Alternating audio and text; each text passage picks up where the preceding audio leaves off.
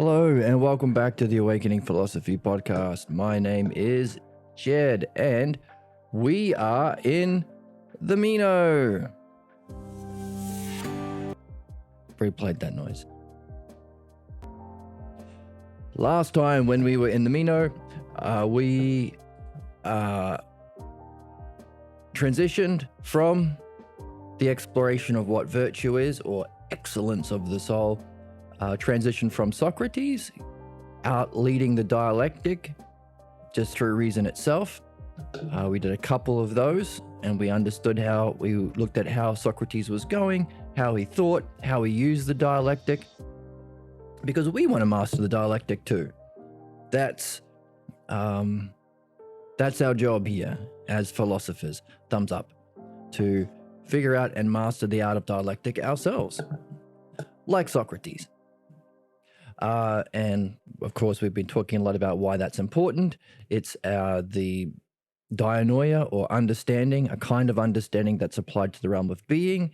It's what we can use to understand, well, anything, but in particular, understand things in the realm of being as our kind of method, our spiritual method. And also to reason, to be able to change our minds, to be able to reason well with ourselves, to be able to help others too, as Socrates is with Meno. Lots of reasons why we want to master the art of understanding and conversation. In fact, in our series on philosophical midwifery, we, in the introduction, Dr. Pierre Grimes, who has figured out how to apply the dialectic to our problems to discover and free ourselves from our problems. He explains that this age that we're in is the age of dialectic. So he calls it the age of dialogue. We are going into the age of dialogue. So if we are in the age of dialogue, if that's the age that we are moving into as human beings right now, then dialectic would be the model or the paradigm that we use. Speaking of paradigms, Socrates has outlined a paradigm for how to use the dialectic that he wants Meno to follow. Now that I've outlined the paradigm, says Socrates, you give it a shot. Now he has outlined the paradigm of the dialectic a couple of times already, talking about what virtue is, one of the eidos, aspects of being. He's talked about how it functions, and interestingly, he pulled out Meno's language. Meno, of course, is only in the physical realm. We've already talked about how he hasn't yet had the experience of the realm of being. He hasn't been initiated into the mysteries, as they call it. So he talked about examples of virtue, because you can't see definitions in our physical world. All we can see is adjectives, beautiful things, just things, virtuous things. So he talked about what he would see, and he talked about virtue being managing well. Women have to manage the house well, men have to manage the city well, slaves didn't go into that, but he said there's a different virtue for slaves. So he gave many. Socrates joked and said, well, I asked for a single definition, and you gave me a swarm of bees, a swarm of different examples. So managing well was the key aspect of what Meno was seeing. And so what Socrates did was, not only did he do a dialectic, outline the stages of reasoning and understanding what virtue is, he actually used the language from Meno. He pulled out the most significant, highest part of what Meno said and said, let's use this. You say there's a different virtue for slaves and children and elderly folk, but you are saying it's managing well. Let's use it. So if we start with that as our starting point, or our original definition of what virtue is, now we can recognize it's a definition based on how it functions. So it's a dialectic within the category of demonstration. The previous dialectic, we could say, is a dialectic within the category of definition, because he said, let's define it. It's an idea. That's how the first one starts. But the second one, so you think it's managing well? Okay, let's use that as our definition. And he went on to go to the next steps: the demonstration, division, and conclusion. And conclusion has two parts: synthesis and analysis. And what was the conclusion? It's managing the self well, always with justice and never injustice. So it's interesting that he pulled out the highest aspect of what Meno was saying. Yes, he was missing the mark in a lot of ways, but let's pull out the highest aspect and use that. So that's an interesting thing about the dialectic that we can see that Socrates uses. So maybe when we're talking with our friends over coffee,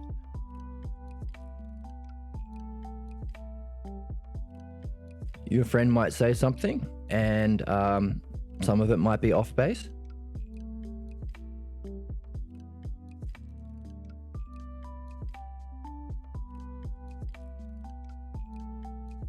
I'm nervous, it's hot.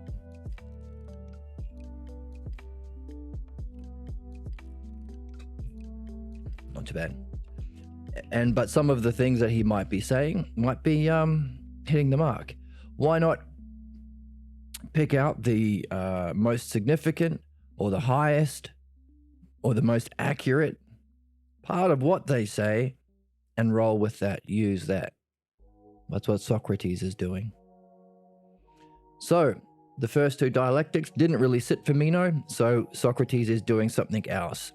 How about I move down from not what it is, not how it functions, but another level down. Let's talk about other things that aren't virtue that we can use as an example to figure out how we can understand virtue. Let's talk about color, let's talk about shape, and use those as a model to reflect, because Meno's getting a bit stuck. So this would be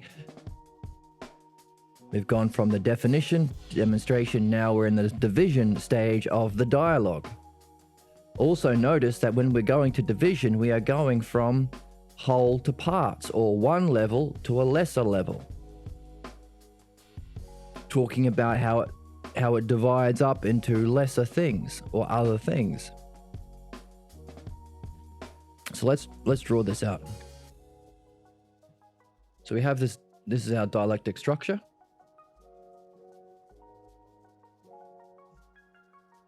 And we can say, well, hang on a second.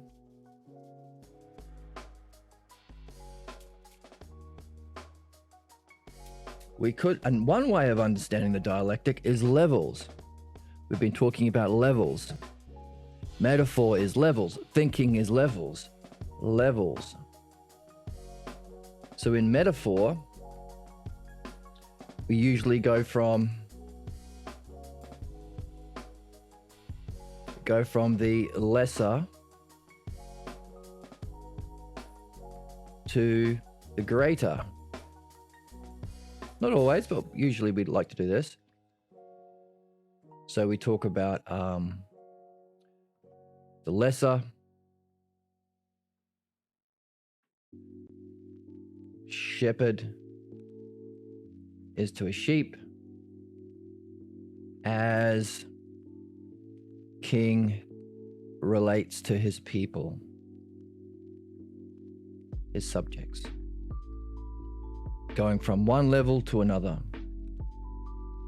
Now, in the dialectic, we could see, well, also in this stage of the dialectic, Socrates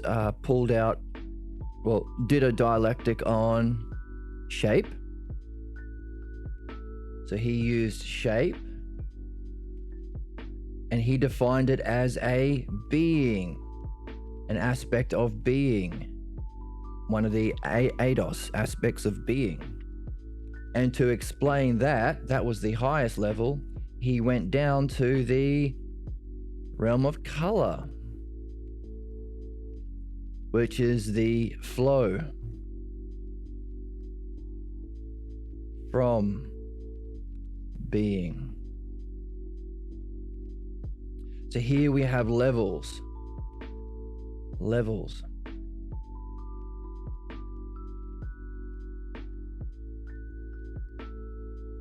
So here we have this high level, then we have the secondary level, then we have this third level down, because Meno is like, I'm a little bit confused. How about you define color?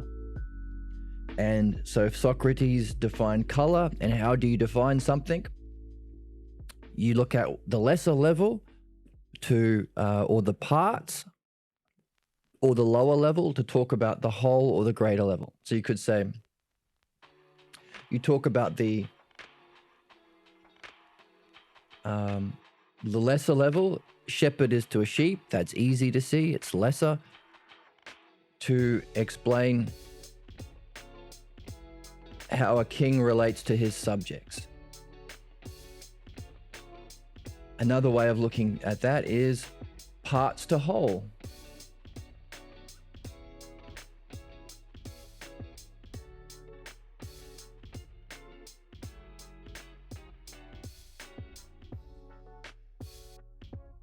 Running out of space here. You could say parts to whole. You can say the parts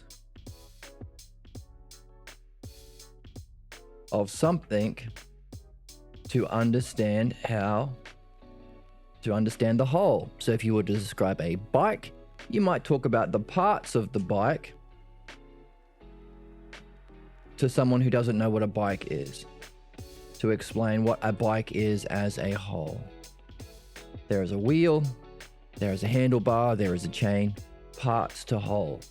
And you can understand parts to whole also as lesser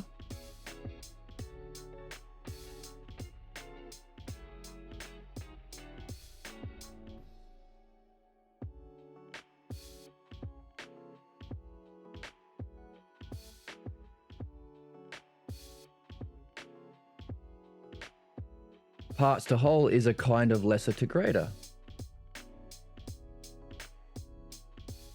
which is cool. Same principle. Lesser to greater, parts to whole.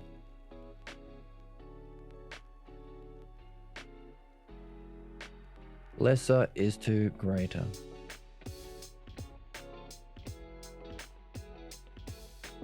So we have examples of that. Socrates talked about shape.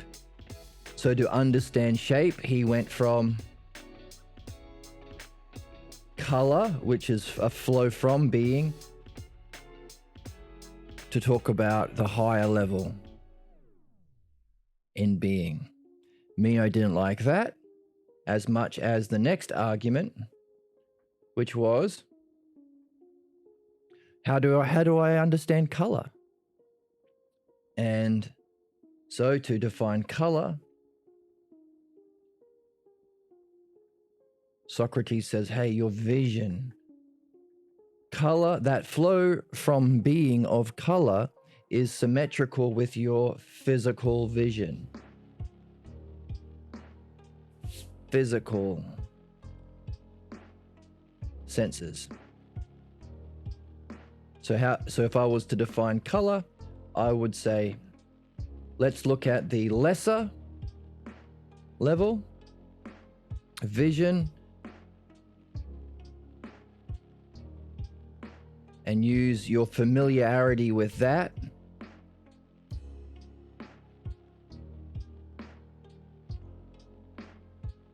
to understand what color is. And that's the dialectic he gave. So he and Meno, of course, said, well, I prefer this definition of color. And Socrates says that's tragic. That's tragic. And I can tell you left school before you were initiated into the realm of being. You had that experience of separating your perception from your physical senses to perceive a different level of reality. And that's tragic because without that, not only are you not in the game of philosophy, you can't define anything. You can't define anything. You can't establish any principles. All you can do is look through your vision, through your physical senses, and see examples. You can also say this is a movement from parts to whole, lesser to greater, or the many to the one. And we made that hilarious joke. If you are at a party and someone drops a glass, you can stand up and clear your throat, and so everyone's paying attention to you and go, excuse me, it seems that Janice has made many out of the one. And then everyone will get up and clap. And they will laugh at your hilarious joke. And you will be the belle of the ball with a philosophical joke like that, because everyone who's at that party that you are at will all be philosophers who will appreciate that joke, because they know that thinking, reasoning, or reverting to our higher purpose, well, reverting, which is our purpose or destiny, is going from the many to the one. That's how we think.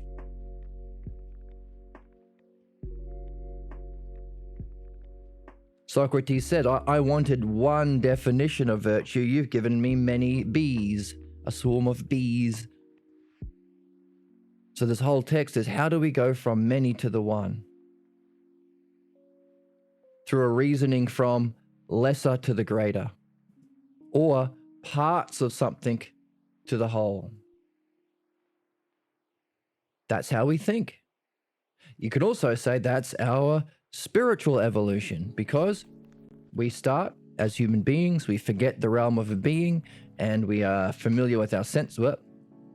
We learn about our senses as babies, and then we rise from the world of senses to ideas like color, and from those ideas we want to actually access the realm of being. Where did we come from? And where are we going when we die? And how can we train ourselves to navigate this realm awesomely when we're out of body or when we die? And maybe, where do we go from there? Also, if we want to do something good like virtue or excellence, if we want to live well, then we want to look at the aspect of being that's to do with the virtue of the soul. Also, this is where principles lie. So right now, at the time of the recording, there is a presidential debate between Donald Trump and Kamala Harris going on right now. And I tuned in for a while. I have some other Twitch streamers that I enjoy because they're interested in understanding politics. And I tuned in, and it was infuriating because they are talking garbage. They're only talking about the physical realm. And they can't even organize their thoughts very well. They're all over the shop. As Socrates would says, mix the... what did he say in the Phaedo? He has a quote in the Phaedo where he says, you don't want to reason in the way that antagonistic people, anti-logos people, debate people reason, because they're only interested in convincing people who are watching to believe them. They're not interested in seeking the realm of being and discovering truth and of evolution. which is funny because that's exactly the point of a presidential debate, not dialectic. They're not reasoning together, following principles to reach truth and enlightenment in a way that will benefit their souls and anybody watching, secondarily benefiting others watching. No, no, no, no. They are doing exactly what Socrates says you shouldn't be doing. Just talking for the sake of convincing others to believe whatever the heck you're saying. Now, I'm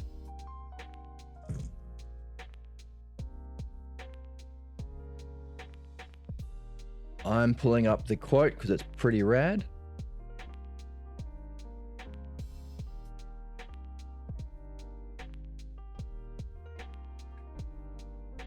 It is, here we go. This is, I'm going to read it word for word.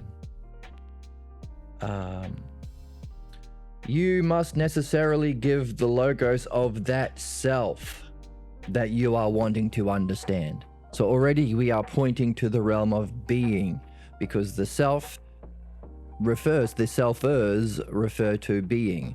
And of course, even the realm of being is a gateway or a journey to reach the one self, the first hypothesis of Parmenides. So when you're talking about something,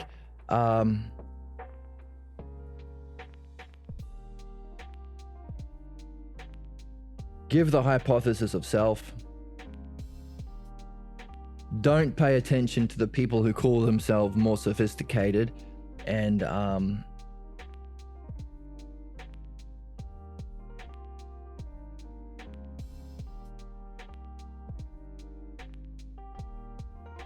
okay, let's ignore that for a second. Okay, when you give a logos of that self, deliberate in the same way. Give a hypothesis and another hypothesis and see what comes to light best of your highest hypotheses. I'll use your highest vision to create a hypothesis and collect them until something sufficient comes to light. But you should not, here's the quote, mix the dry with the wet. Just as the anti-logos or controversialists or anti-logos arguers do by discussing the cause and then the effects at the same time, if you wish to find any of the real beings. So don't mix the dry with the wet. And that's what they're doing in the debate. They start to talk about one thing and they talk about another thing. They start to talk about the cause of a problem and they give a sob story about their effects to try and play at the heartstrings, or they'll start talking about the cause of a problem, and they'll start talking about something that is designed to make your skin crawl. Oh, these scary immigrants were doing these nasty crimes. Talking about the effects of the cause. Nonsense. But also it's frustrating because they're never coming to any solutions. Ever. They never ever address the causes, and they never ever come to a understanding of truth, and most of it is just lies, straight out lies. They know that they're lying. One person because he knows he has to appeal to a certain demographic that are fascist or racist and so on, and are motivated by their fear of other to distract from the fact that he's taking the money from them and giving it to billionaires and destroying the continuing oppression. So that's his game. The other person is doing the same thing but light. So one of the streamers that I watched had a cool term. She said it's Republican light. She also wants to give the money to the billionaires and maintain the status quo, so no change. Only she has to give the appearance of caring for people. This guy doesn't have to. His thing is he has to give a state of mind of anger. because this is the pathologos that he's appealing to. She is supposed to give the appearance of being appealing to reason and caring for others, but she can't say anything because anything she says will betray that this is actually her motivation. So, not really a debate. It's a fascist against a fascism light. No progressive, no reason, no logos, no dialectic. They're both anti-logos people. One is obviously worse than the other, but still pretty crappy choice. And none of the moderators of the debate are familiar with the principles of conversation, the dialectic, the art of dialogue. So they just let them lie and let them mix the dry with the wet, start talking about causes and then start talking about effects and go back and forth. No interest in truth. And they can come to no conclusion. One person says 50 lies that are harmful. One person says 47 lies that are harmful. And who cares? There is no conclusion. Why? Because conclusion is the last step of the dialectic. This part, conclusion. If you're not following the dialectic, how can you come to a conclusion? And notice, what's the conclusion about? The definition. You come to a conclusion about the thing you are trying to define.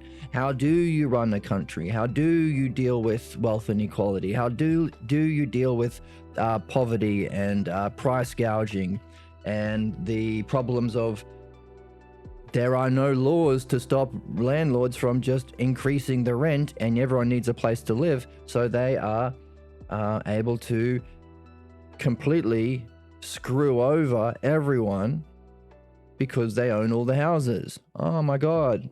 Who could have predicted that thing was definitely going to happen in capitalism?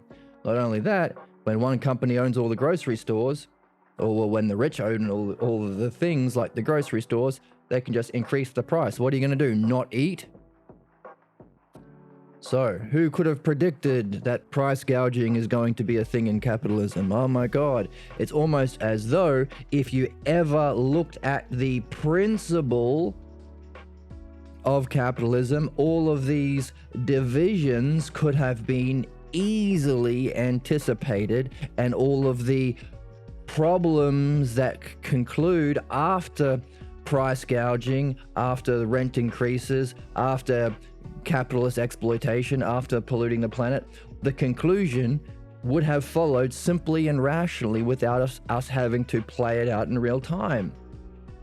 So this is what happens if you don't reason, or the art of conversation, or the art of the dialectic, as Socrates is saying in the text. No conclusion. What's the conclusion about the principle? And what's the thing that these people are not doing? They're not going to the principles. Why? One reason is the principles exist in the realm of, being. You never see a principle walking down the street in the physical world with a physical hat on. Oh look, there's Principal Joe, the principle for wealth equality. Or the principle for color or shape, the principle for justice. You never see that guy at the corner store when you go to buy your bread and milk.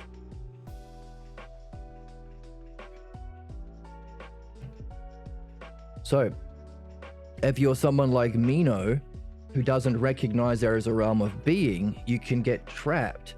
So when Socrates says, let's give a definition about virtue, all you can do is point to physical examples. You can only point to the lesser level, the realm of the many. The many, the lesser.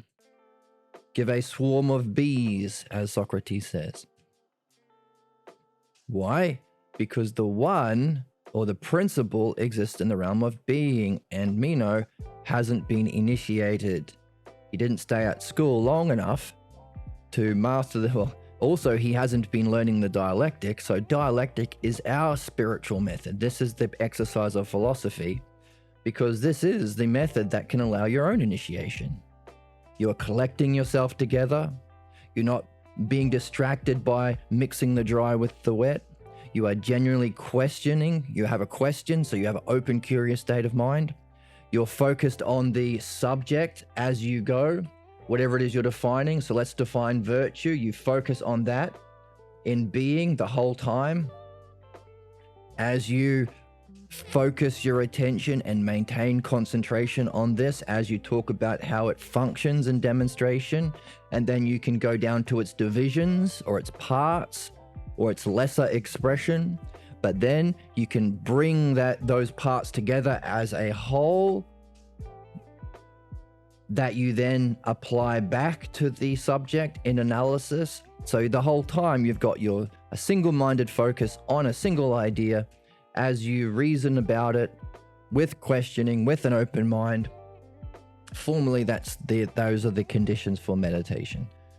And meditation, so long as you are focused, or your meditation is focused on something in being, then it is knowable.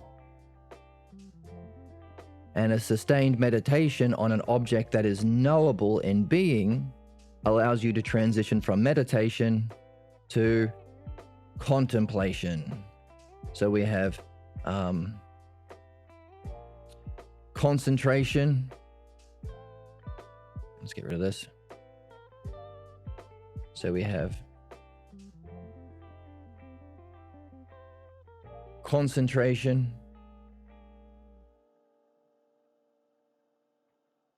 with certain conditions like curiosity,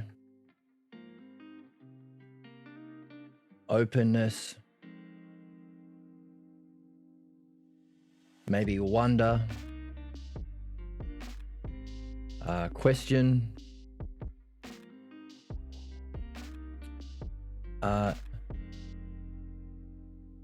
not mixing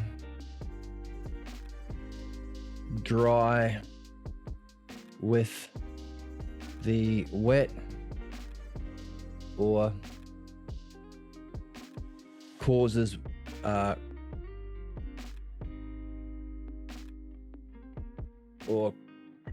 with effects.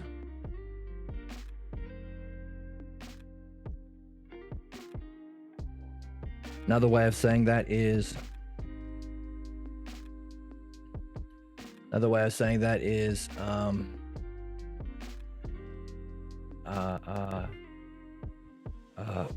systematic, flowing reason.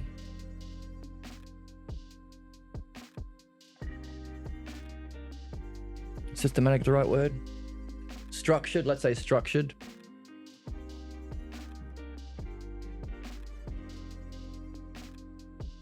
So one flows into the other.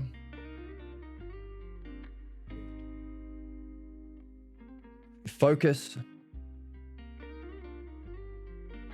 So we can say this is a level of focus. Focus. So if you sustain that, you have meditation.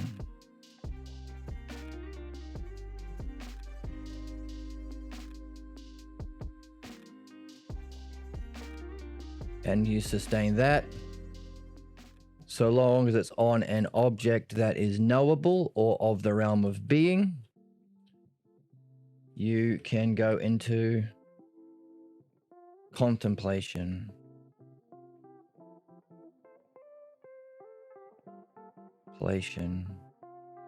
Which is to join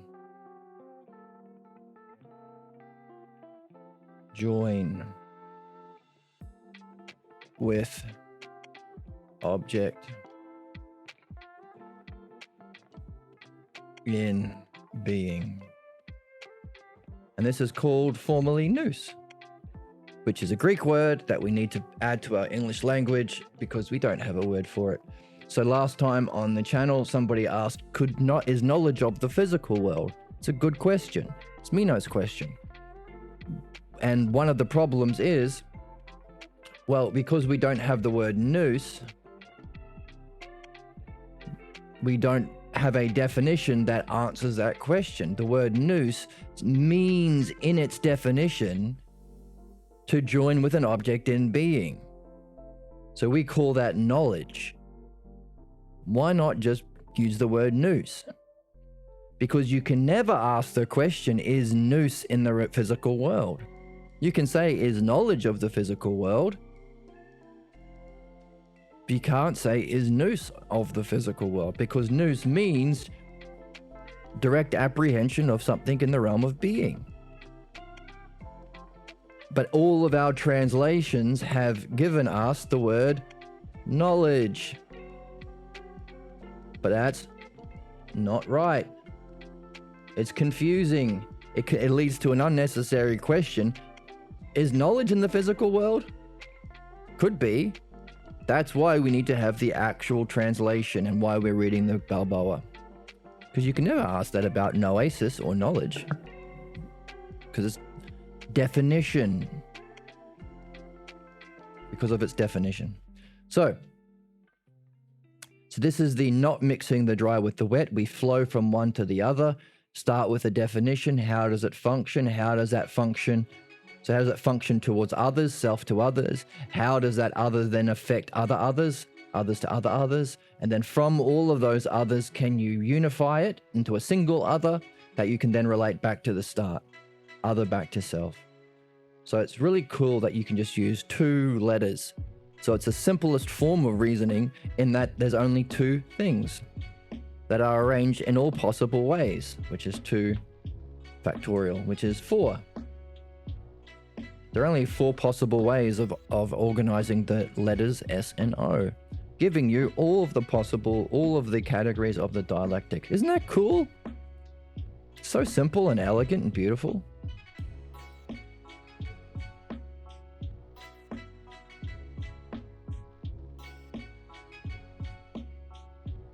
So, given this, we can see why it's tragic that Meno doesn't like the movement from lesser to greater or parts to whole that end up in the realm of being. It's tragic because he can never take this journey. And talking about the presidential debates happening literally as I'm recording, they never come to a conclusion because they don't reason well, and the moderators are not demanding that they follow reasoning well. They're allowing lying, and they're allowing mixing of the wet, and they're allowing all sorts of crazy things that should never be allowed in a debate. And they never come to a mutual conclusion based on understanding that would benefit themselves and anybody else listening, because they never go to a principle. They don't admit that there is such a realm of being in which the principles lie. So it doesn't matter what Trump or Kamala's opinion is. What matters is what's true, eternally in being, accessible to everyone. You don't have to be a Republican or a Democrat or a liberal or a conservative or anything. It's literally open to anyone who wants to use their own mind to know the mind. That's where principles exist, including the principle and the being, because it has a kind of vitality and life and existence. The principle and being of virtue. That's what we're after. And Socrates gave us the divisions. He broke down the dialectic itself. So this is another question. We could say, is Socrates teaching us about virtue? Is Socrates teaching us virtue? Because he started with dialectic 1, which was on the... So using the structure of the dialectic itself, we're using the dialectic to apply it back to the text to see. He gave us a definition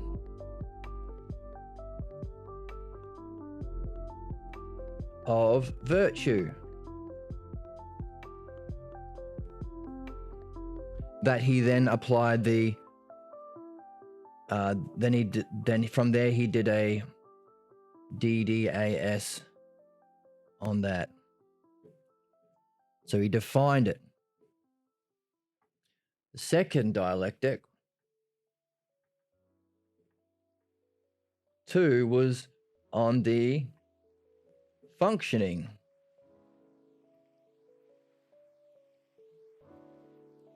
of virtue. And then he did a dialectic on that. That was the manage. If you define it as managing well, and then so on and so on. That was the second one.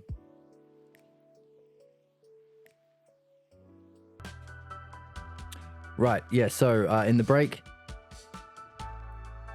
I just had a quick break. In this debate that we've been talking about, one of the debaters claimed that the scary others, who are, the implication is they are the cause of your problems, not the principles in the realm of being to do with truth and justice, and whether or not we are organizing our society relative to them.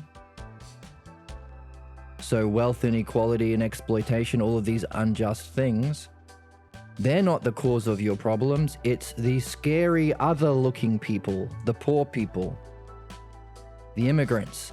And what are they doing? Says this presidential candidate, one of the two choices people are given to pick in America. What are they doing? They're eating your cats and dogs.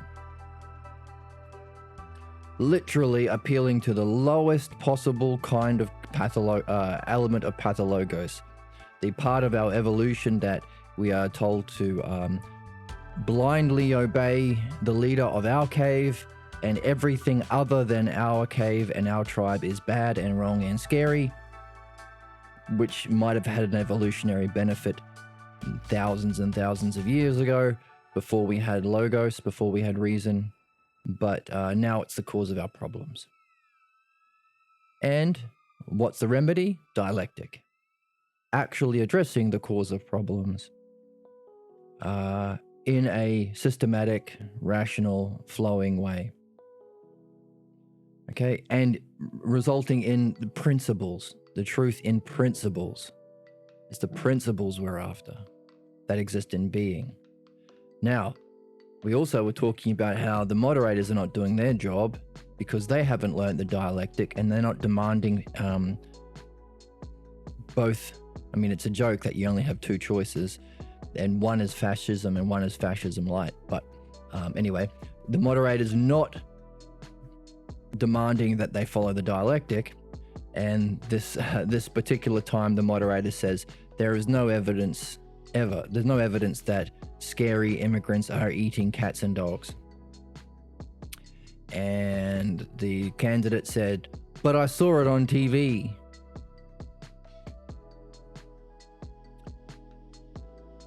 Goodness. So that's our starting point. This is the importance of the dialectic globally. So in the text itself, we are wondering what's going on, because the first was a definition of virtue, and the second was a functioning, managing well. But now we're on the third level of the text, the third section, where he is doing division.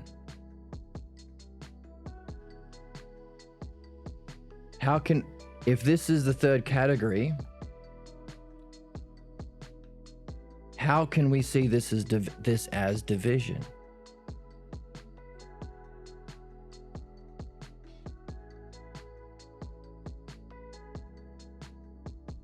Was this definition? It was the definition of virtue. Was this demonstration? The functioning?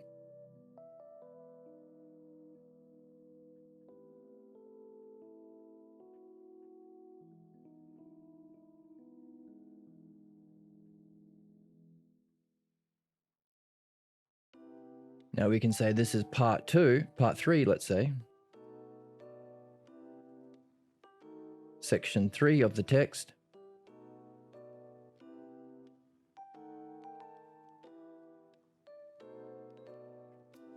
So now that we're using the structure, we're doing what the debaters on TV are not. We are following the structure. So how can we see this as division? Now, is Socrates teaching us virtue? After all, the opening of the text is, can virtue be taught? Is Socrates teaching us virtue? Well, this is the interesting thing. Can we see this as the division of virtue? Well, so far we have been given a example of a shape dialectic. We've been given a geometrical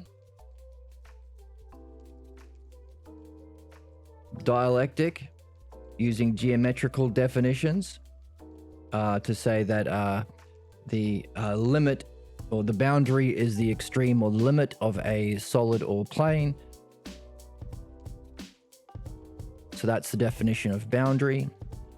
And you know what a solid is already. So we can put those two things together and say the boundary of a solid is shape, which is a principle.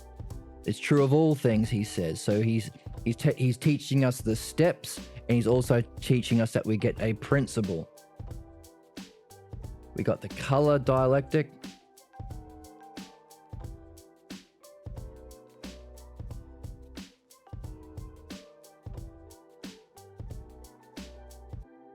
So here is something curious that has come to light. When playing the game, when looking for puzzles, applying the dialectic to find puzzles. These do not seem like divisions of virtue. If this whole text is a text about virtue, then where's our structure here? Then you start with the thing itself, self to self, a definition of virtue. How does it function to another, others to others, and then a conclusion. But the division stage seems to not be about virtue.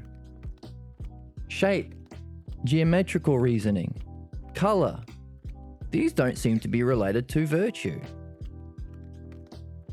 In fact, Socrates says these are examples so you can have a paradigm of how to seek one from the many.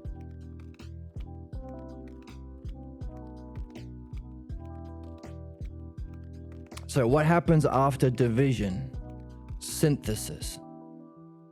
So can we do synthesis here? So section 3. Section 4 is us. Us. Synthesis is the first, so that's the conclusion.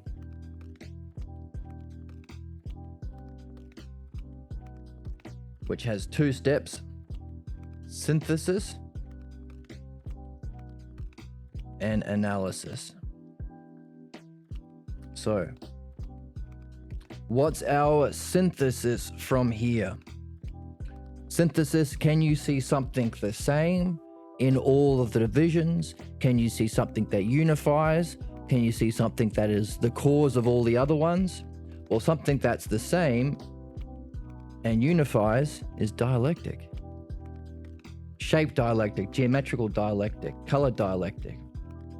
So synthesis could be, and this is just a theory. But hey, that's just a theory. And we just read that section from the Phaedo. Use your highest vision to create a hypothesis and then create other ones too and see what pans out to work the best. Synthesis is dialectic. Analysis is to therefore apply that back to the start. So therefore, Is Socrates teaching us virtue? Uh-oh. Or is he teaching us, or is this virtue? Therefore, virtue is dialectic? Or maybe he's not teaching us virtue, he's teaching us something else. Now, for that to be the case, these other things, this should be a definition, not of virtue. Can we see dialectic 1 not as a definition of virtue, but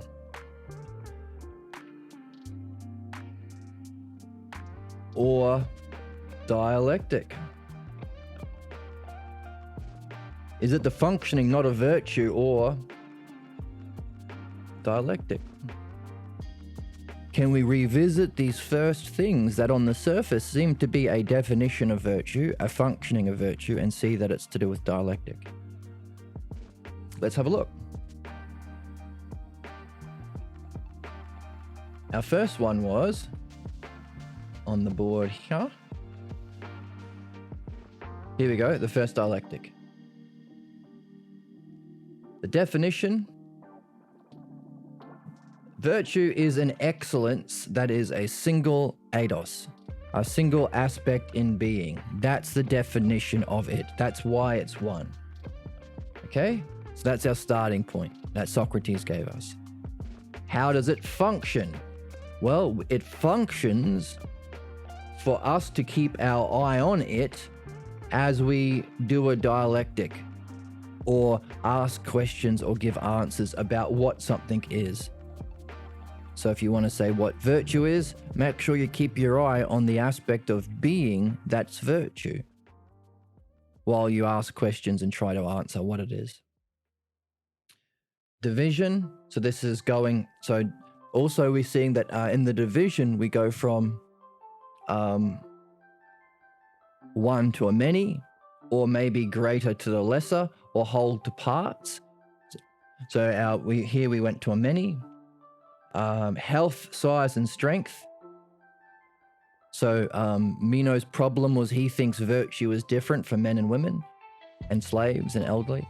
But health is the same for men and women. Healthiness is still the same. Size, they're still big and small. Doesn't matter if you're a man or woman. Strength is both strong and weak. Doesn't matter if you're a man or a woman, or an elderly person, or a child, or a slave. So therefore, conclusion, all ideas don't differ when demonstrated in men or women. So the second part of conclusion, take it back to the top. Therefore, excellence doesn't differ. So that's our dialectic on the definition of virtue. But hang on a second, we've got another puzzle that we're carrying. Take both. Because the division stage that we're in at the text doesn't seem to be about virtue at all. It seems to be about dialectic. Dialectic. So can we have a look at this definition and see it maybe as a definition of dialectic?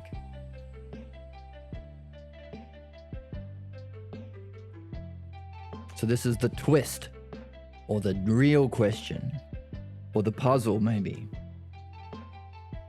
Where were we? Over here. So excellence is a single eidos. Is that also a definition of dialectic? To have the excellence of dialectic, you are focusing on a single aspect of being. Is Socrates teaching us not virtue, but the dialectic? Wow. Oh, maybe. If that's the case, is he teaching us something?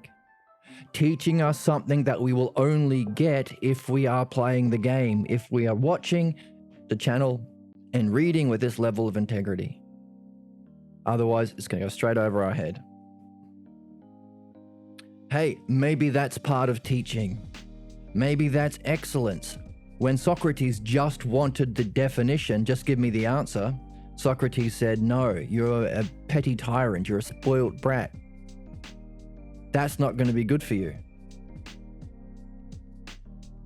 If that's the case, and he needs to teach us about dialectic, maybe he's put it in there, but we will only see it if we're doing this. Well, good for us, we are doing it. If that's the case, then he's not just telling us that, that virtue is a eidos, an aspect of being that we can understand and intellectually distinguish, an aspect of that realm of eternity or pure mind, but maybe the excellence of dialectic is the same thing. So if you want to know what dialectic is, yeah, you can do a dialectic on what a bicycle is, define the bicycle, tell me how it functions, see how you can use its functioning to do other things, go to the store, meet people at a BMX track, and then how do you conclude, what do you do back in relation to the bike, take care of the bike, oil the chain. But the real excellence of dialectic has to be focusing on an aspect of being. Is that true? Is the true excellence or virtue of dialectic a focus on a single aspect of being? Well, coincidentally, or synchronistically enough, we just did a little thing over here where we said, hang on a second, this is a spiritual exercise allowing an initiation that Meno didn't have, because we are, in doing a dialectic, we're concentrating. We've got curiosity, openness, wonder, we have a question, focus. We're not mixing the wet with the dry, so we're structuring our thinking. Now, some Eastern traditions might say, oh no, thinking is sickness. And then we can say, oh no, you're mistaken. There's nothing wrong with thinking. You can't shut off thinking. The problem with thinking is that you are not following a structured flow of thinking. You are like Kamala Harris or Donald Trump. You're talking about this thing and then that thing and this thing and this thing and this thing and this thing. You're talking about the cause of wealth inequality, cause of crime, and then you jump over to eating cats and dogs, and then Kamala tells a story about what it's like growing up in America, so to pull on your heartstrings, and then it's all over the show. So it's not that reason is bad. It's not that understanding or logos is bad. In fact, thinking that it is the greatest defect of the soul, says Socrates in the Phaedo. It's that you are not following a structure in your thinking. You're all over the shop.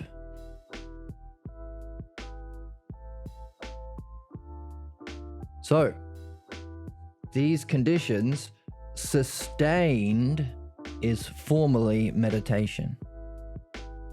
What is it? An openness, a single-minded focus, with a curiosity and wonder, having a question or a koan or a mantra, and not hating your thoughts or thinking, oh, gee, I think too much, which is the sorts of things stupid people say. You think too much. Dunning-Kruger effect, right? So continuum. At what level are you thinking too much? When you want to understand basic things, like magnets, or when you want to understand, by the way, people who are getting questioned, oh, don't question me. You're thinking too much.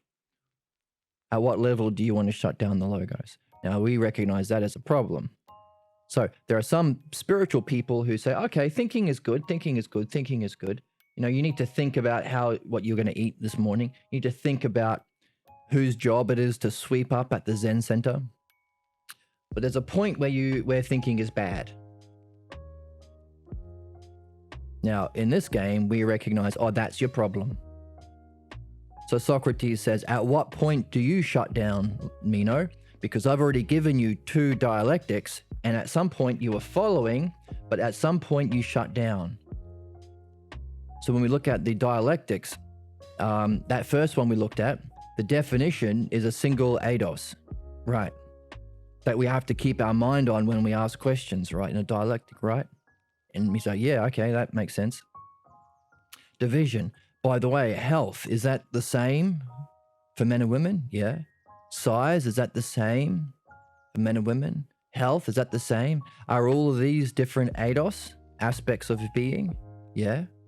Therefore, we can come to a conclusion that all eidos are the same. Doesn't matter if you're a man or a woman. Now, the implications of that mean is that even women can do philosophy, which is something that Socrates says explicitly in the Republic.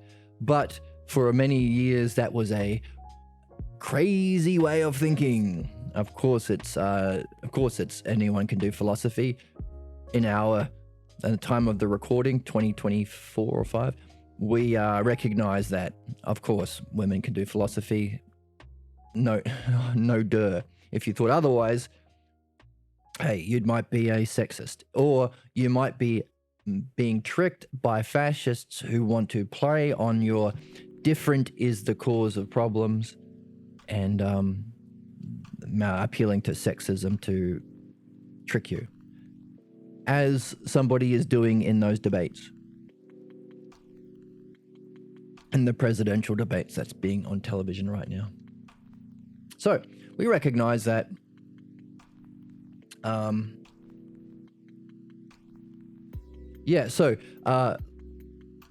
eidos are the same. Meno was okay with that, and therefore that's synthesis, and our analysis is to take that conclusion back to the start, and therefore virtue is the same for all people. And that's when Meno said, no, I'm off the boat. I was following the logos, I was following the dialectic up until here. All right? Then Socrates did a different dialectic. Similar thing happened, right?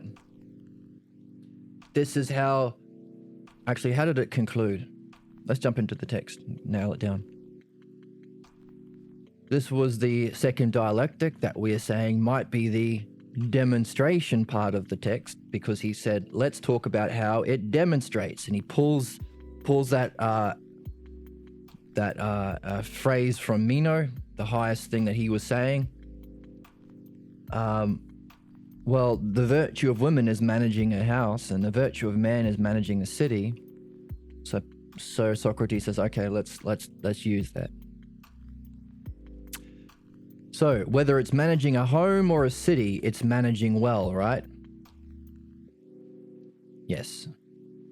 Which means you need the virtues of justice and well-ordered soul, sound-mindedness and justice. And if you manage without, if you manage justly and sound-mindedly, you will be managing with justice and sound-mindedness. Yes. Both men and women. Yes. Young and old.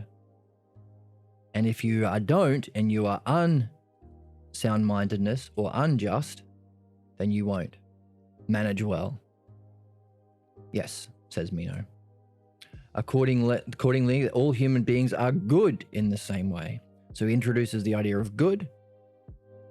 The goal of justice and sound-mindedness is good, which is interesting because where we are in the text, he brings in the idea of good instead of beauty. We seek the good. So it seems. So already starting to waver. He's gone from yes to it seems. So if self-virtue was not of selves in being, then people could not be good in the same way. Surely not. So the same virtue exists for all. By the way, what did Gorgias say that virtue was?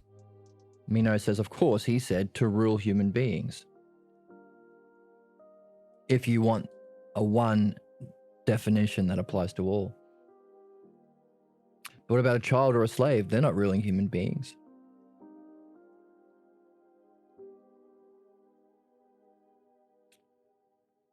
So when we say to be able to rule or govern, we mean to govern whatever it is, or the self, govern the self justly and never unjustly?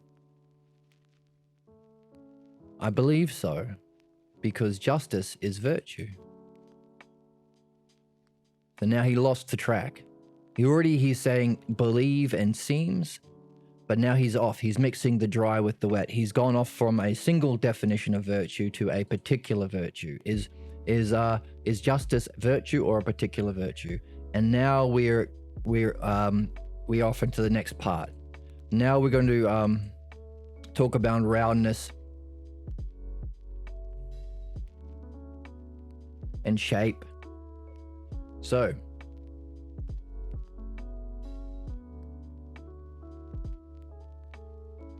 he was following, kind of wavering, and then we came to a conclusion. Hang on a second. The virtues have to be in selves, in being, otherwise it could not be the same. And it's to do with reaching the good and managing the self. And it's like, I think justice is a virtue. So he didn't really conclude. That's where he got stuck. And he started talking about a belief he had that justice was virtue instead of following the conclusions of the actual argument. He went back to a belief he already held. So that's where his block was. So what? Well, so we are seeing that Socrates then picked up his block and then started a new series of reasoning. The division stage. Let's talk about color and shape and geometry so you can understand how to think, how to follow the steps of reasoning, because this is where your block is. So what? Well, so this should be what's happening in the debate on the television, the presidential debate in America. At what point can you follow reasoning, and at what point do you start talking about people eating cats and dogs, which is completely made up nonsense used to trick people, lie. Last presidential cycle, it was a caravan of rapist immigrants. Now it's, you can't use the same thing, so it's, oh, they're eating cats and dogs. Nonsense. At what point do you stop? Now, we're talking about that now also in the highest level, because there are certain spiritual traditions that have many things that they understand, how to live well, how to sweep up at the ashram well, how to cultivate a bonsai tree, how to not get wrapped up in physical pleasures, and how to speak with integrity, and how to make sure you're not engaging in negative things. But then they do meditation and they say, no logos. This point, thinking becomes a sickness. But all these are good. Yeah. You can figure out how to live well and how to talk well and how to have, respect or something like that, whatever. And that's where they say meditation is stopping thinking. That's their block.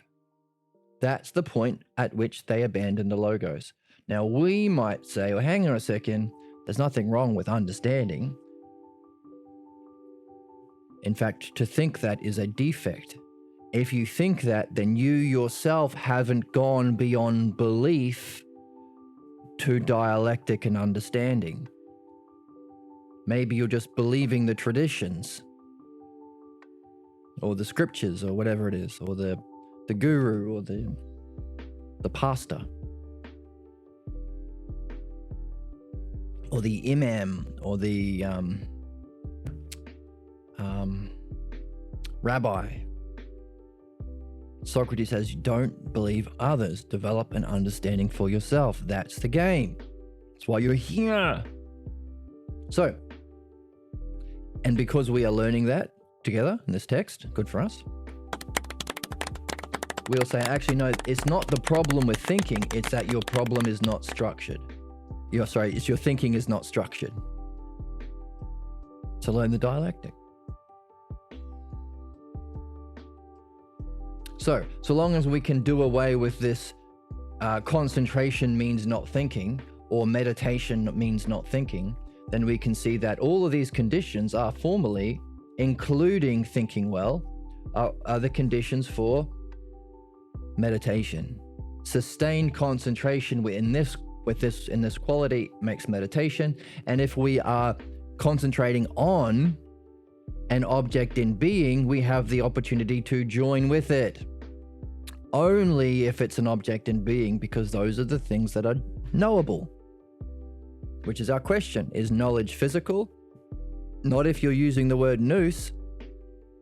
Literally means joining with being. So that's the transition from meditation to contemplation.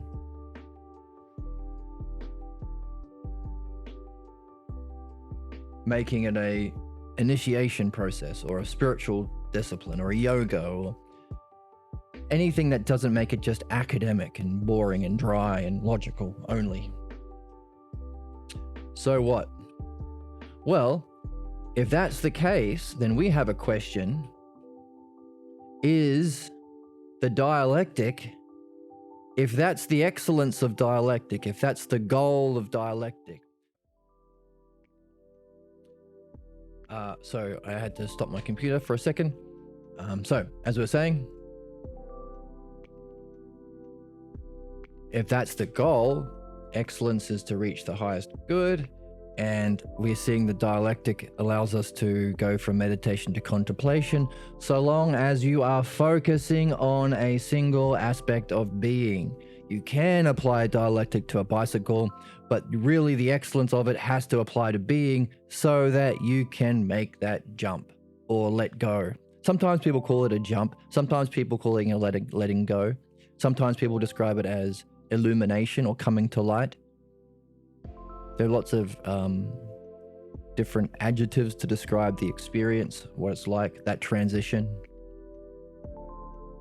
So, can we see that this first dialectic is not only defining virtue, but is defining the excellence of dialectic?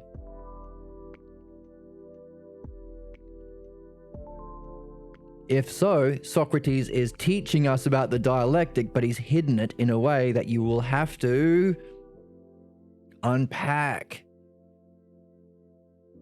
You can't be a casual reader. You have to actually be trying to do the dialectic as much as you can, which is what we are doing. See, we've got it right here. If we hadn't done all this, we wouldn't have the material to go back to once we realize that the section of the text that we're doing now seems to not be about virtue, but about how to reason. Shape dialectic, geometrical dialectic, color dialectic. And when we recognize that, we wouldn't recognize that that was an abnormality. It stands out as something interesting if we weren't looking at the whole text as a dialectic. Because we recognize, we've already done a definition of a dialectic based on defining it. It's an idea. We've already done a dialectic based on how it functions or demonstrates. You manage well. So we should be on the division stage. If we weren't doing this, we wouldn't be able to recognize that there are divisions.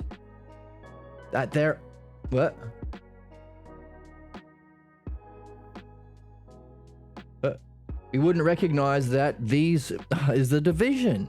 In other words, if we weren't applying the dialectic to the text, we would miss this. Also, if we weren't doing the dialectic, we wouldn't realize, hang on a second, after you've seen parts of a model and there's a missing part, your job is to do the missing part. That's the metaphor thing. If you say a shepherd is to a sheep, is to his guard dog, as a king is to his subjects, and that's it. You recognize, hang on a second, this person teaching me how to be a good king didn't tell me what the equivalent of dog is in this level. So we'd have to go, what would be the guard dog for the king? So we'd have to be an active, engaging member, which means we're not just demanding answers like we get in school. Memorize these answers and repeat it on a test. That's not actual learning.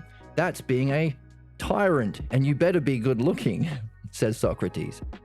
to demand other people give you the answers because it's not going to benefit you. So when we realize this is a division that we only would have done if we were doing the dialectic on the whole, in other words, playing, having fun, being on the quest. You're a wizard, Harry. Being a wizard. Then we would not recognize, okay, what happens after division? After you're given the divisions, it's your job to do what? Synthesize it. Can you find something common within the divisions to come to a conclusion? And then can you apply that synthesis back to the start?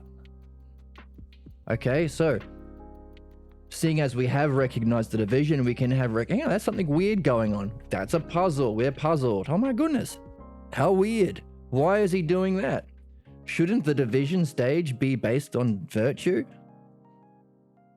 Also, if that's the question, we should do it. There's our hypothesis.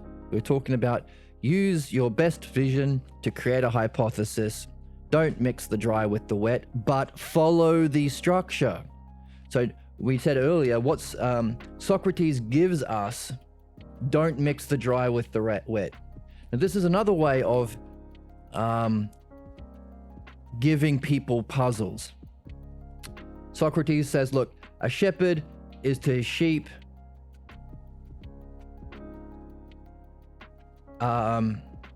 and by the way, the shepherd does not have we would say as the king is to his subjects, by the way, the king does not have a guard dog. He's saying what it's not. So he didn't put the question here. He didn't mention the shepherd having a guard dog, but he said that the king does not have a guard dog. So he's saying the negative, meaning you have to find out what it is. He doesn't have a guard dog. He actually has what? So this is a way of giving a puzzle. So Socrates says, don't mix dry with the wet. There's the negative. Our job is to apply the positive. And then we did that because we're playing the game. So what's the opposite to mixing the dry with the wet? Following a structured, flowing reason. So let's fix this a little bit. So structured or ordered, flowing reasoning. So we had to figure that out. So what happens when we figure out a couple of things? Socrates showed us this when he talked about his dialectic in geometry. We've given you this, you've given you this, you've given you this. Let's put it all together. So let's put it all together. We have noticed a question.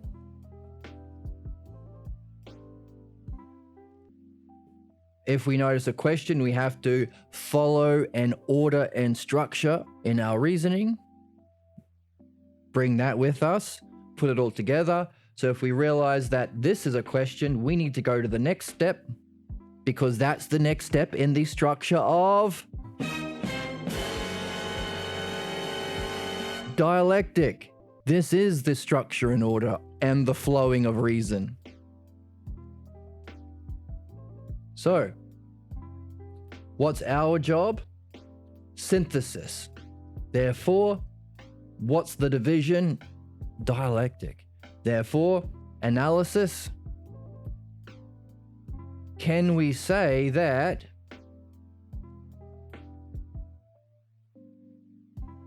we are coming to a conclusion about dialectic? What does that mean? Well, there's two possibilities. Maybe virtue is the dialectic, so we can bring this back to the start and say the definition of virtue is actually also dialectic, or maybe he's not actually giving us a definition of virtue, but a definition of dialectic. That's why this division stage is all about dialectics. So we need to go back and say, okay, what can we come to as a conclusion from all of these about the dialectic? Definition of dialectic, functioning of dialectic, division of dialectic, and then will we come to a conclusion about dialectic in the text? Now, if that's the case, then we can go back. Notice, we would only have seen any of these things if we were applying the dialectic to the whole text, to the looking for questions, peculiarities that stand out, not fitting. This statue is slightly askew. I know in the video game I need to adjust the statue. That opens the secret door. I have to look for something that doesn't fit. And also when I see something that doesn't fit, I need to finish the pattern. That's the structured ordered reasoning, which means what? Come to a conclusion. What's our conclusion? Maybe it's all about the dialectic. If that's the case, then we can go back and say, hang on a second, all of these things we were learning about the definition of virtue, maybe he was actually teaching us about the definition of dialectic. Is the excellence of dialectic to keep an eye on the single aspect of being? Yep, seems to be. That was necessary for our transition from meditation to contemplation. So this, he's not actually teaching us about virtue. Maybe he's teaching us about the dialectic. Next, do we keep an eye on it when giving questions or answers? Well, when we read that, we put in the word dialectic. It wasn't in the text because we recognize question and answers with an eye on a particular thing is the dialectic. So we'd already figured out, yeah, this seems to be more of a demonstration of dialectic.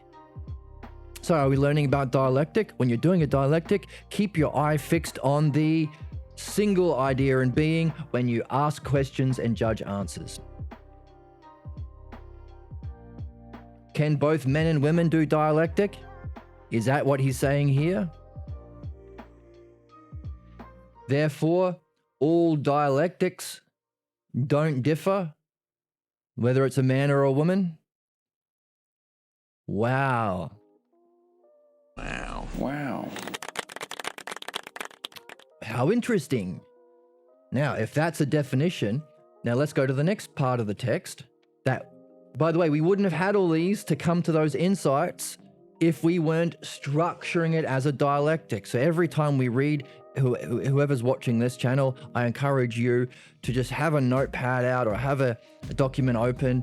And even if you're listening while doing something else, pause your video game or pause your work, jump into that document, do a mini dialectic.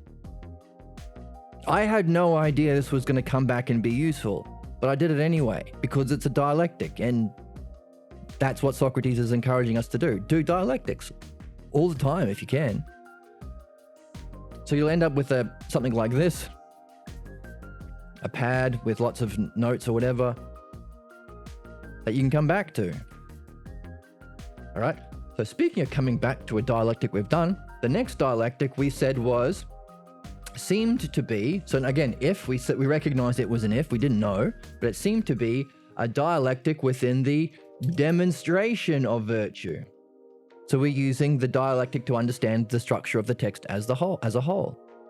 So can you give a definition of how it functions or demonstrates? Managing well.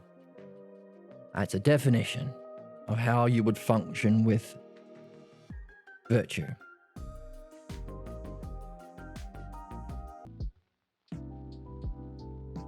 Okay, so managing well. So can we apply this hypothesis and see if we are getting a lesson about how what the dialectic is? We've given a definition of what the excellence of dialectic would be. Can we see how it functions? Let's see what comes to light. If we do the dialectic, are we managing well? In order to do the dialectic, to function with it, demonstrate, do we need to follow a well-ordered soul? Are we doing ordering in the dialectic? If we do the dialectic, are we also... Oh, he said, and as we read,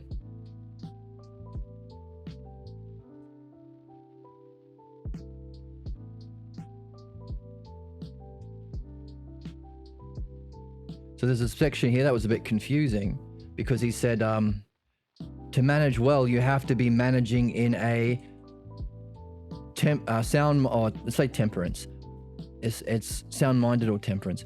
In a temperance and justice way, then if you are managing temperantly or justly and temperantly, then you are managing with temperance and justice. This was confusing. Why did he say that? So you're doing something justly, and let's delete this spam. You're doing something justly and in an ordered way. So temperance means well ordered. And you are yourself being just and well ordered, necessarily. And that allows you to be good. Okay, that was confusing, but here it might make sense. So, if we're to manage well, we need ourselves to be well ordered and doing the right thing, justice, while doing an activity that is well ordered. Can we say that this activity, these parts, is well ordered? So there's a connection between a well-ordered soul and the well-ordered reasoning that we do. Well, we've been talking about leveling up.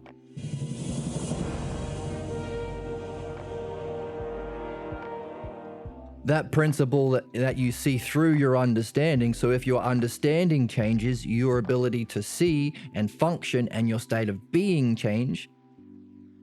So if we are doing something that is well ordered, are we ourselves becoming well ordered? Now, if we're doing something we should be doing, justice, our purpose, then are we becoming ourselves just? So if we're doing dialectic, are we managing well whatever we're doing dialectic on and ourselves? Is he teaching us about the dialectic? And dialectic is well ordered and your intended function or your purpose, justice, what you should be doing, making yourself more well ordered and just. How much more just would Kamala Harris and Donald Trump be if they reasoned and their understanding followed the dialectic? 1 billion times. By the way, how well would they be able to manage the state if they did everything, justice, through the dialectic? Related to the principles in being in a way that allowed the conditions for, well, and if this is what we should be doing, if they ordered their entire state not on exploiting people so the rich become richer and greater tyrants and fascists, which they both seem to be interested in doing at different levels, of course. But if they managed the whole city in a way that provided the conditions where everyone had the freedom to do this, would that be creating a well-ordered city and creating the conditions for a city to be just? Is that managing well? But they can do whatever they're going to do. We can do it for ourselves. Would we be managing ourselves well if we are doing the dialectic at all times? Would that be just and temperate? Can we be doing a dialectic whether we're a man, woman, child, or elderly? And would we have, and by the way, can we determine the success of the dialectic in that it reaches the good? So is he teaching us about the dialectic? Hey, to do a dialectic at all time is managing yourself well, or managing anything well. It's creating justice and well-orderedness. And if it's a success, you'll reach the good. Didn't we just learn about that? The good, to experience it in being, the idea of the eidos of the good. And by the way, the conclusion was, if you're doing the dialectic, you're managing the self well. And if you're doing the dialectic, you are always, to the best of your abilities, you're always going to be just, and you're never unjust. Actually, that makes more sense of this, because our original idea was this is a dialectic on virtue. Virtue is managing well, and virtue requires the particular virtues of temperance and justice. And it's a success if you manage the house or the city in a good way. And the conclusion was, well, actually, because slaves and elderly and children don't manage other people, you're actually managing yourself well. And to manage well, you'd always be just and never unjust. This stuck out as confusing. Why would that be the conclusion, that managing well is always just and never unjust? Because virtue, we've already said that justice and temperance are parts or aspects of virtue. This is the lesser, this is the greater. The whole is virtue, the parts or the lesser is justice and temperance. Doesn't really make sense. Virtue is managing the self well, justly and never unjustly. And then in the text, Meno says, justice, the word is justice, not righteousness. Justice is virtue. And Socrates says, hang on a second, is justice virtue or a particular virtue? And then we got on the difference between particulars and definitions in being. So if justice is a particular virtue, why was our conclusion on the dialectic of virtue, how it's demonstrated, that it's, so we take this conclusion, we go back to the start, it's managing the self well, justly and never unjustly. That seems like a bizarre conclusion. Virtue is managing the self justly and never unjustly. Hang on a second, couldn't you say it's managing the self well temperately or sound-mindedly and never unsound-mindedly, courageously and never uncourageously, wisely and never unwisely? Because those are the four aspects of virtue. Why? It doesn't make sense on the surface, so it should be a puzzle. Especially considering right after Socrates came to that conclusion, he said, but justice is only a particular virtue. So why have that as the conclusion? Well, how about this? If we have this hypothesis that he's not actually teaching you about virtue, that's just for casual readers who aren't playing the game, who don't have their Sherlock Holmes hats on. I'm looking for someone to share in an adventure. They don't have their adventurers' hats on and their big beards and their staff and their magic robe.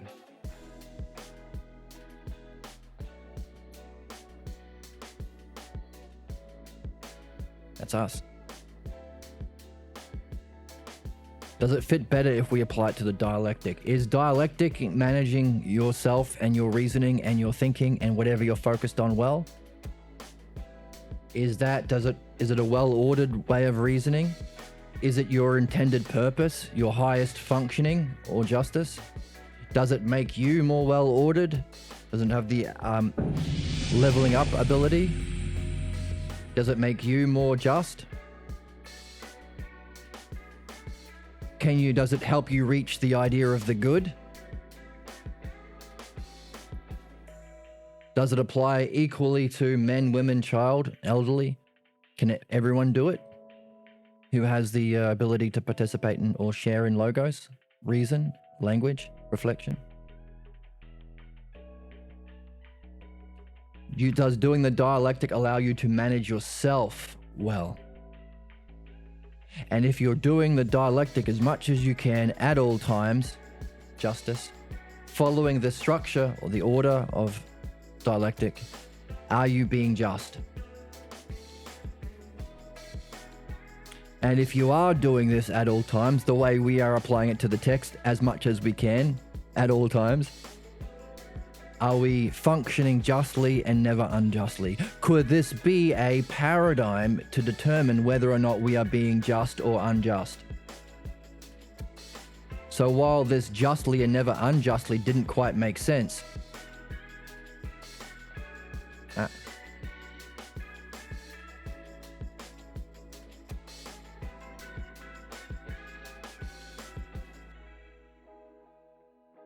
didn't quite make sense to do with virtue, does it make more sense applied to the dialectic? That if we do this, we are managing ourselves and we are being just and we're never being unjust if we try our best to do this? Maybe. So is he teaching us something? If you do this thing that I'm doing all the way through the text, in every conversation, maybe even every sentence, and within the whole conversation or the whole text as a whole, then that can be a standard to know that you're doing the right thing. Ooh.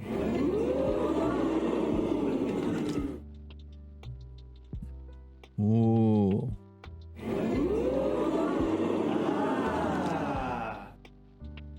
All right, now, all of that is very important instruction and information from the great Socrates that we wouldn't have seen if we weren't doing this. Therefore, not only are we defining what dialectic is, keeping an eye on being while answering questions and answers that's never going to change. Beings that don't change, even if you're a man, woman, child, or elderly person. And in doing so, you're managing well. You are reasoning in a well-ordered way, making your soul well-ordered, and you are doing your intended function, which we call justice, and you are being just yourself. Therefore, if you try and do that, you're managing yourself. Using the dialectic, you're managing yourself, and you're doing justice. And you're never going to be unjust if you're trying to do this at all times. That's important instruction that we never would have seen if we weren't reading in this way. In what way? Applying the dialectic at all times. The very thing we just concluded was managing ourselves well and being just. If we weren't being just in the way we just learnt what justice was, we wouldn't have seen the model for what it means to be just and never unjust. Isn't that cool? Which is kind of an initiation. Initiation means you have the experience to make sense of your learning. And all of the learning that you do in your preparation for your spiritual initiation only makes sense once you see it. That's the thing about nous, or the thing about enlightenment. If you're like Meno and all you're familiar with is the physical world, a lot of this won't make sense, but as soon as you see it, it will. And the reason they call it an initiation, it's the criteria. You have to have the experience first to be initiated into the mysteries, and all of the mysteries happen after the experience. And Socrates says, if you stayed in your education, and Meno recognized it's with Socrates, not with Gorgias, because Gorgias didn't teach him the dialectic. He said, I don't know how to search for the one out of the many. Socrates said, yeah, I know. Quite reasonably so, he said. Then Meno said, well, therefore, I'm going to stay with you in this conversation. And Socrates didn't push back. Meaning, if you stay learning with Socrates, you will be going through a spiritual a kind of mystical initiation. Meaning what? Meaning, if you do it, you will have the experience that will allow you to then see what you are learning or confirm what you're learning. There's a question that I remember asking Pierre Grimes about this once. What comes first? Some people would say, well, you need the initiation first to have the experience, and then you talk about what it was you experienced. If you've never experienced the realm of being, if you've never had a non-physical experience of some kind, why would you even get into wondering about this realm of reality? Why would you even get into philosophy? So you should have the experience first and then go, holy crap, I need to make sense of I experienced myself at a more profound level, or I experienced beauty itself, or I experienced all of time all at once, or something like that. I need to make sense of that. So you need the experience first. Hang on a second, you go the other way. Some people have the learning first. They learn about this. This is reasoning. This is reading. You love reasoning. You love understanding. You can see how you're making yourself more well-ordered and functioning as a more just person the more you read this, the more you learn the dialectic. And so the experience, Pierre would often say, experience is dead. It's the understanding that we take with us. It's the understanding that affects us. So the experience isn't the first thing, it's the second thing that's used to confirm your understanding. You confirm your understanding in the experience. So you can make both arguments. And I asked him that once, which comes first? And he goes, doesn't matter. First, second, doesn't matter. Because both are equally valid. You could say the initiation is because these mysteries happen at the end of their education, or they have to be, not at the end, but they have to be educated for a long time first. Like Meno needs to have stayed around in his education, and then the experience can make sense of everything you learn, or confirm. Like, you don't have to experience this to understand it and see it's rational.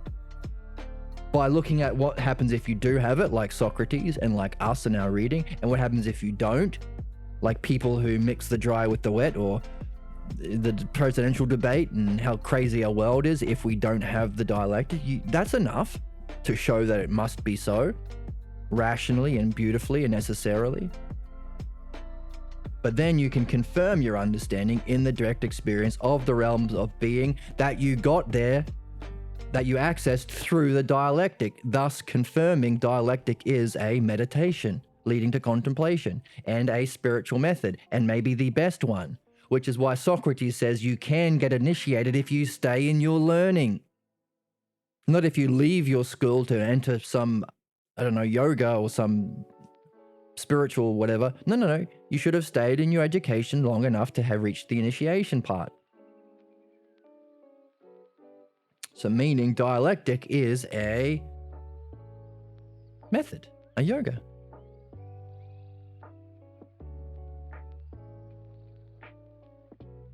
So you can confirm in your experience what you've been learning through understanding, or you could have the experience of being, and that makes you seek out the dialectic to make sense of it. How can I order myself relative to what I experienced? How can I order myself in such a way that I can get back there? It was the most profound thing I've ever experienced. And it had all these other effects, like I was less afraid of death, and I got out of my problems for a few weeks. So how do I get back there? How do I see everything all at once? And how do I function with it? Oh, like you mean like Socrates, who keeps his eye on that realm of being at all times while doing a dialectic, and he's managing self well, and he's functioning justly and never unjustly. So you can have the experience first or second. Either way, you can call both initiation. Initiation to that which verifies everything you've been learning, like Meno should have done next, or suddenly you see something and you've been initiated into a whole different realm of learning or the mysteries. So what? Well, so we have just experienced it. Because we've been doing the thing, we've been structuring the text according to the dialectic, we've been structuring the parts according to the dialectic. When we notice a puzzle, like we've seen a few puzzles, like why is this concluded in this way? That's a puzzle. If the divisions were all about dialectic, then that's a puzzle. So as soon as we saw a puzzle,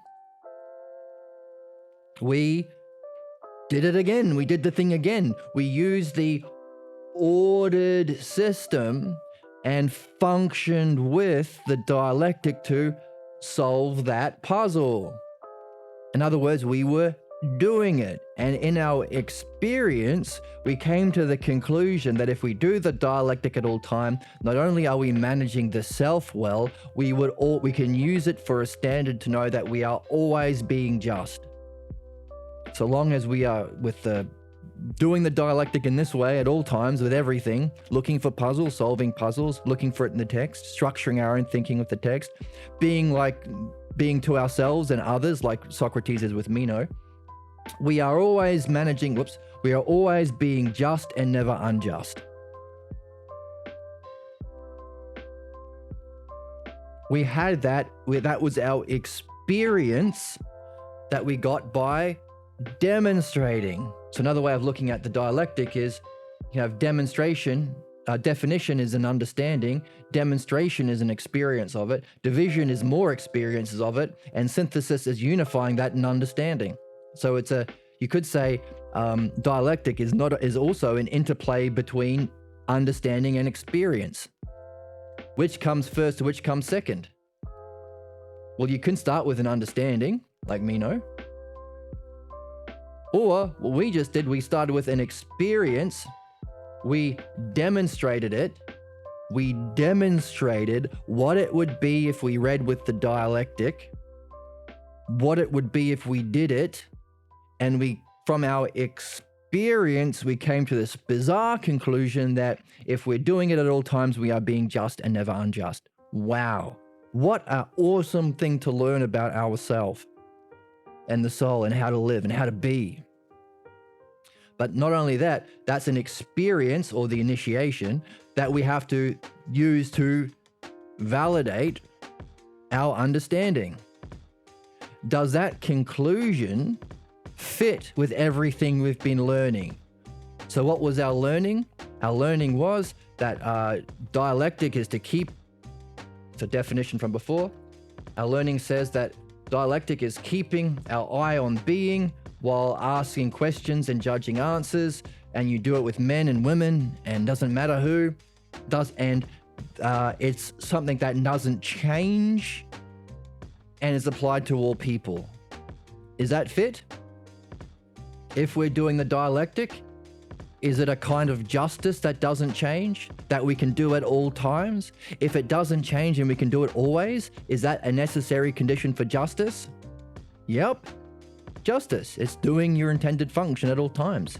In the Republic, it says in public and in private and in all affairs. Your highest function and your purpose. So, what we just experienced or discovered for ourselves, does it fit with our understanding? Does it confirm our understanding? Seems to. So, hooray. And something. Confetti. Where's my confetti? Confetti! More confetti. So good for us. Oh, and does it confirm this understanding? Is it managing well? And are we managing ourselves well if we are doing the dialectic at all times? Yep. So we've just gone through an initiation that Meno didn't do. So good for us. That's our kind of initiation. And if you're following along, how has it affected you? Did you see? How do you feel? Are you puzzled? Did something new come to light? Do you feel different? How do you feel knowing, if you followed along and if you've been playing along yourself and not just listening to me, how do you feel knowing you have a standard for justice at all times? Doesn't matter if it's a man or a woman you're talking to, or an old person or a slave or a child you're talking to. How does it feel knowing that and if you are doing it, you're going to be ordering yourself in the right way?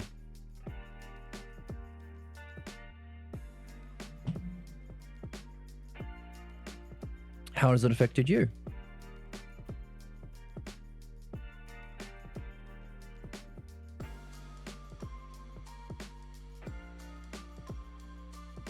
So, and all of that reflection has been us doing section 4, the last part. Can we say that Socrates has not just been teaching us about virtue, or maybe not even teaching us about virtue? he said at the beginning, I don't know what virtue is, but let's talk. What does that mean? Maybe he hasn't been telling us about virtue. Maybe he's been teaching us about the dialectic. Ooh. Maybe. It's just a theory. But hey, that's just a theory.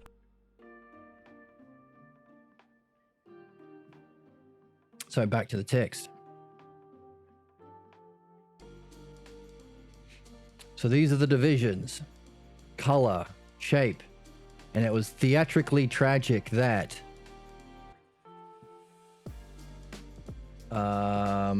what?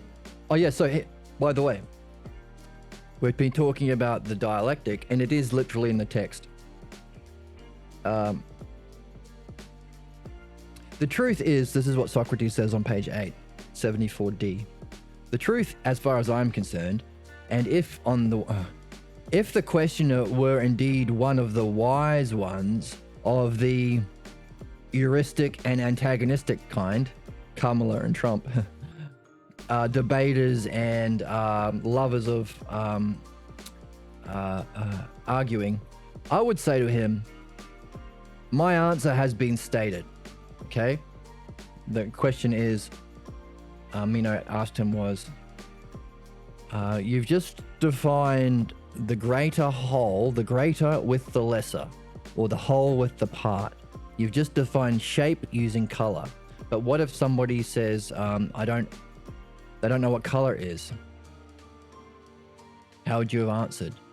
Well, if I'm arguing with someone who just wants to debate me, then I would say, I've answered you already. I've defined it using the parts. If I didn't state it correctly, it's your job to take up the logos and refute me. Show me where you're stuck or what. Show me how I've got it wrong. You can't just say, I don't know. But if we're friends, like we are, then I would choose by dialecticing with each other in the way that we are doing, in a more gentle way and more in the way of the dialectician.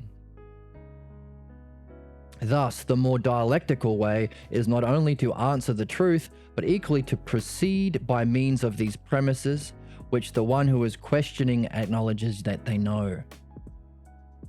Once we've acknowledged you know something, we can proceed, we can build. And this way I would endeavor to converse with you.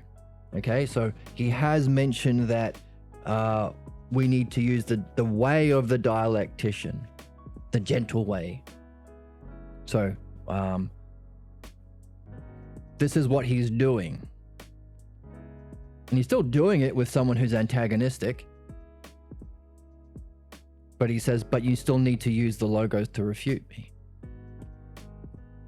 So that's what we're learning, the way of the dialectic. So our conclusions that he might be talking about a dialectic has to be in the text somewhere. There has to be something in the text that acknowledges this idea of dialectic. And we just saw it.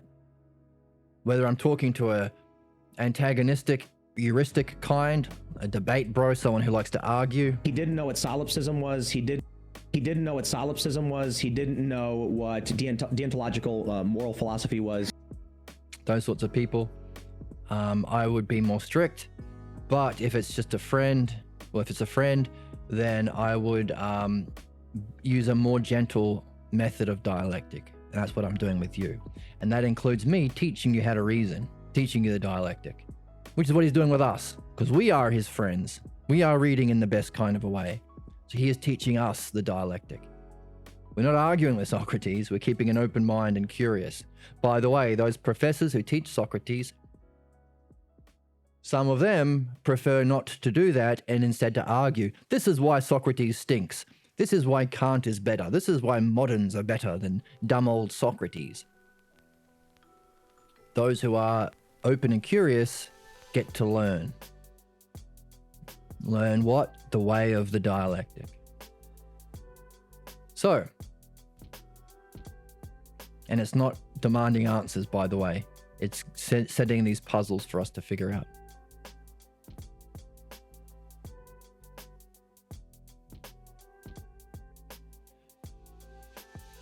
So that's where we are, the division stage, which seems to be more about dialectic than virtue. But maybe they're connected in a curious way. Where do we go from here? Are they connected? What's going to be the end of this division stage? If we're on the division stage, then there should be a conclusion.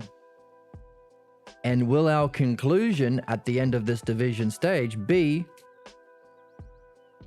well, are we in the division stage?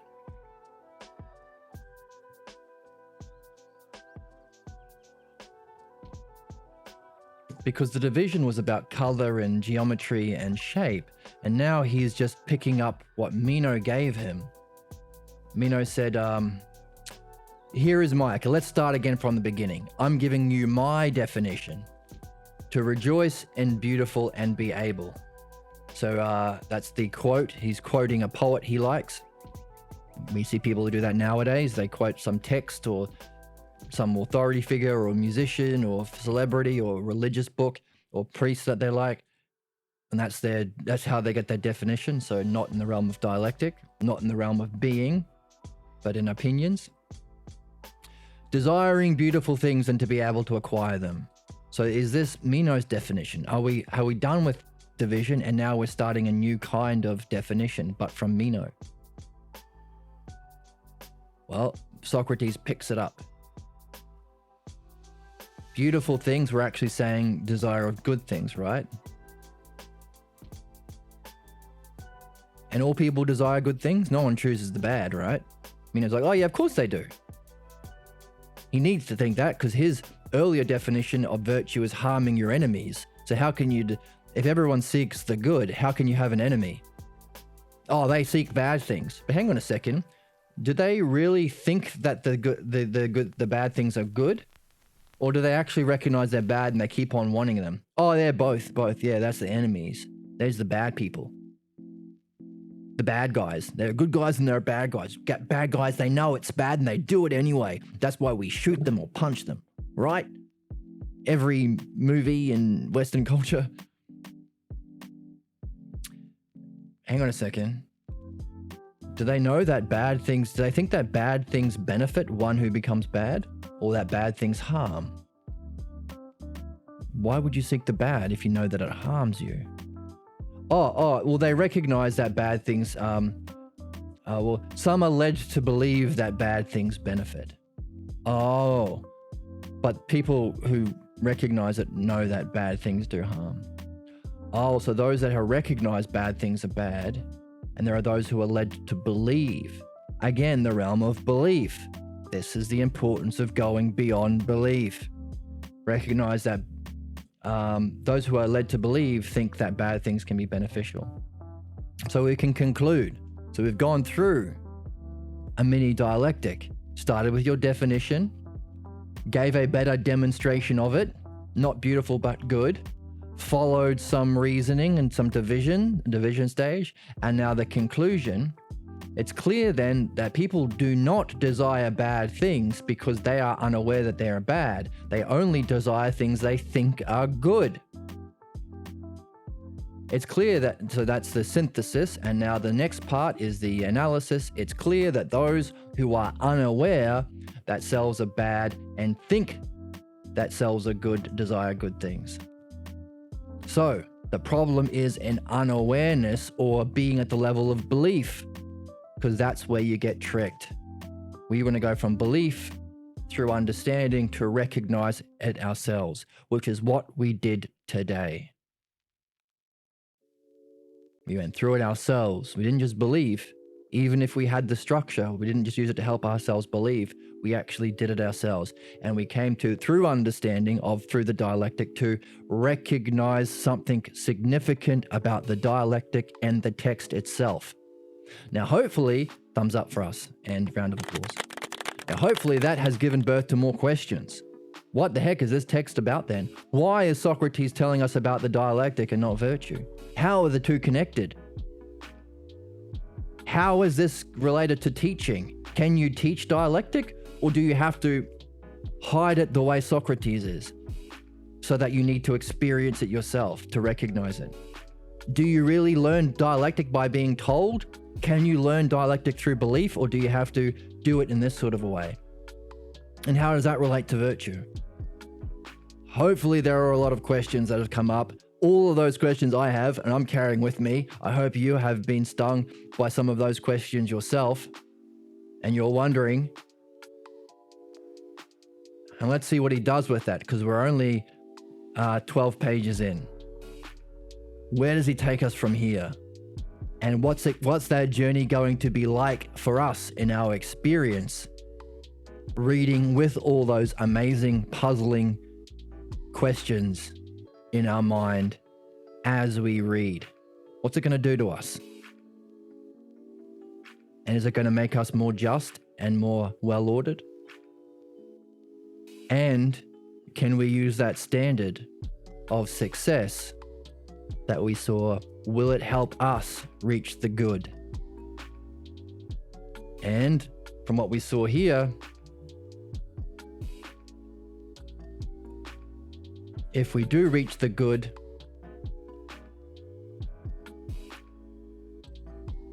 do you mean come to be the self? So if we're seeking the good, and that's our standard for justice and functioning well,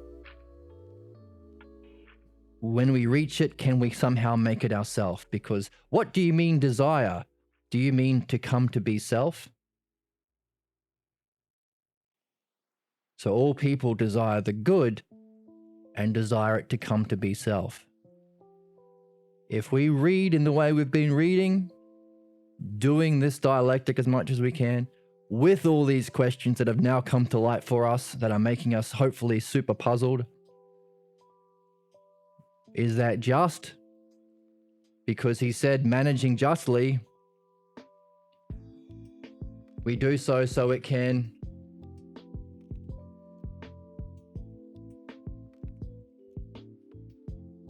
reach the good. Reach the good. So if we read in this way, doing the dialectic with these sorts of questions and puzzles, is it just? Is it always just? Will we reach the good? And can we make it ourself? And is that initiation? Lots of questions. On that cliffhanger, I hope you've enjoyed today. I hope to see you next time. Again, Twitch, YouTube, like, subscribe, Discord if you want to join and chat and get notifications when we go live. Patreon is somewhere if you want to help and support the channel. Donations are always welcome. Thank you so much. And I hope to see you next time.